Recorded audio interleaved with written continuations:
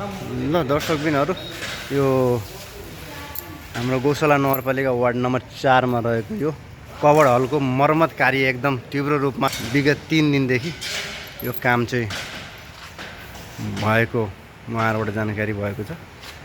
एकदम भव्य रूपले एकदम राम्रो डेकोरेसन साथ यो हेर्नुस्, राम्रो कलरको फ्रेम लाउनु भएको छ। अब माथिल्लो पनि अलिकति फुटा छ, त्यसलाई के कसो गर्नुहुन्छ उहाँहरूले, अब निर्देशन कस्तो छ त्यही हिसाबले गर्नुहुनेछ। हेर्न सक्नुहुनेछ यहाँहरूले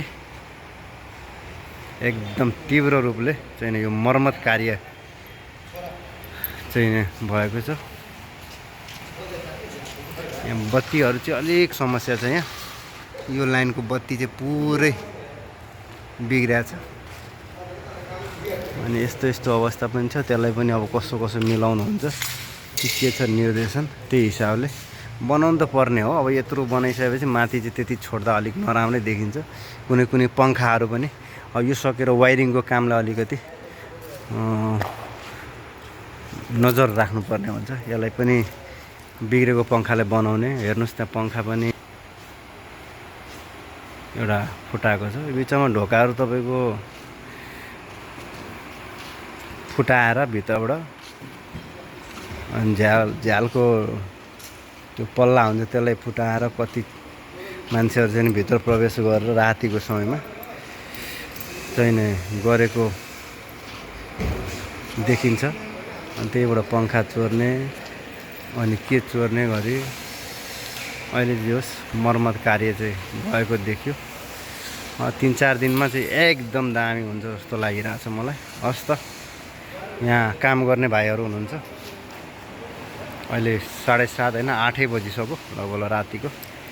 म चाहिँ यसो ब्याडमिन्टन खेल्ने भएको हुँदा यसो हेर्न मन लागेर आएको थिएँ। भाइहरू यहीँ सुत्नुहुन्छ, यहीँ खानुहुन्छ, खाना पकाउने यहीँ खाने। कति दिन काम टाइम लाग्छ यहीँ बसेर सबै भाँडाकुँडाहरू राख्नु भएको छ। हाम्रो गौशालाको यो कौड हल पनि अब एकदम चिटिक्क बन्दैछ। यसको चिटिक्क बनाएर पनि हुँदैन, यसको संरक्षण एकदम जरुरी छ। संरक्षण भएन भने फेरि पुरानै अवस्थामा होला कि भन्ने डर छ। यसलाई अलिकति एउटा सेक्युरिटी गार्ड र एउटा कसैको चाहिँ जिम्मामा यो दिनुपर्छ। उहाँहरूलाई अब भाडा लाउँदाखेरि भाडाको दस्तुर उहाँहरूलाई काटेर उहाँहरूकै जिम्मामा केही तलमाथि भयो भने उहाँहरूले क्षति तिर्ने गरी चाहिँ कसैलाई कार्यक्रम गर्नलाई दिनुपर्ने हुन्छ।